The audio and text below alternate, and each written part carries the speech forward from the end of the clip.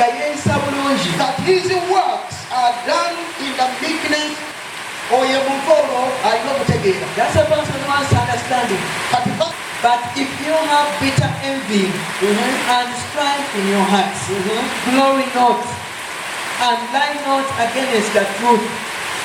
Okay.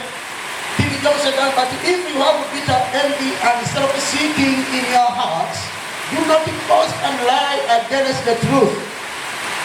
Praise the Lord. All of you got the thank God. The one who did a great work in you. In the name of Jesus. And the heart is of dissatisfaction from anxiety. The heart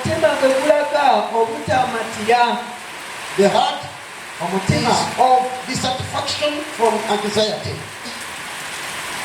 Ennaku bweziba mu mutima gw'omuntu, ennaku bweziba mu mutima gw'omuntu zigukutamya, naye ekigambo ekirungi kigusanyusa. Proverbs 12:25, the Bible says, happiness in the heart of a man makes it stoop, but this version is saying that happiness in the heart of man makes it stoop, but a good one makes it glad. And that anxiety in the heart of a man causes depression, but a good one makes it glad. Have you heard that? Anxiety in the heart of a man. Genesis 20:20. 2:20.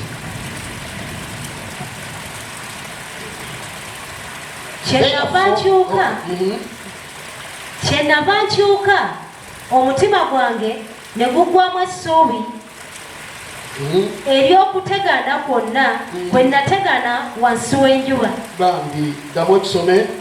Kyenava nkyuka omutima gwange ne guggwamu essuubi ery'okutegana kwonna kwe nategana wansi w'enjuba. Ecclesiastes 2:20, the Bible says, therefore I went about to cause my heart to despair of all the labor which I took under the sun. So, Bambi, so when you looked at everything I did, gentlemen, that is the heart. That is the heart. What changes it? It's only God who can change it. In the name of Jesus. Hallelujah, hallelujah. Amen. What's amazing about the heart? All degrees of fear. From reverential trembling. All degrees of fear from reverential trembling. Tutye nno Mukama Katonda waffe awe enkuba dumbi n'ettoggo mu ntuuko zaayo, atuterekera sabbiiti ez'ebikungulwa ezateekebwawo. Jeremiah 5:24 in English. Neither say they in their hearts, let us not fear the Lord our God that gives rain, both the former and the latter in his season. He reserves unto us the appointed weeks of the earth.